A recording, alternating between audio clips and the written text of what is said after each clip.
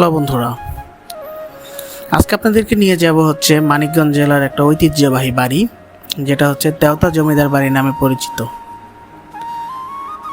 তেওতা জমিদার বাড়ি আপনারা যে ভিডিওতে দেখতে পাচ্ছেন, এটি হচ্ছে তেওতা জমিদার বাড়ি, যেটা মানিকগঞ্জ জেলার শিবালয় উপজেলায় অবস্থিত। এটি বাংলাদেশের প্রাচীন একটি জমিদার বাড়ি ও প্রত্নতাত্ত্বিক স্থাপনা হিসেবে পরিচিত। এটি শিবালয় উপজেলায় তেওতা নামক গ্রামে অবস্থিত।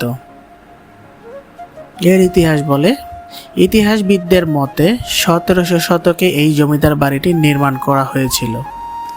এটি নির্মাণ করেছিলেন পঞ্চানন সেন নামক একজন জমিদার। জনশ্রুতি অনুসারে পঞ্চানন সেন একসময় খুবই দরিদ্র ছিলেন ও দিনাজপুর অঞ্চলে তিনি তামাক উৎপাদন করে প্রচুর ধন সম্পত্তির মালিক হওয়ার পর এই প্রাসাদটি নির্মাণ করেন। পরবর্তীতে এখানে জমিদারি প্রতিষ্ঠিত করে জয়শঙ্কর এবং হেমশঙ্কর নাম দুজন ব্যক্তি।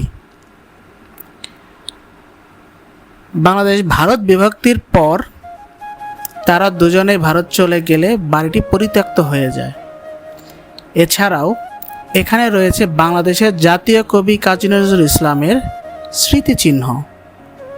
এই প্রাসাদেই নজরুল প্রমীলা দেবীর প্রেমে পড়েন ও লিখেছিলেন, তুমি সুন্দর তাই চেয়ে থাকি, সে কি মোর অপরাধ।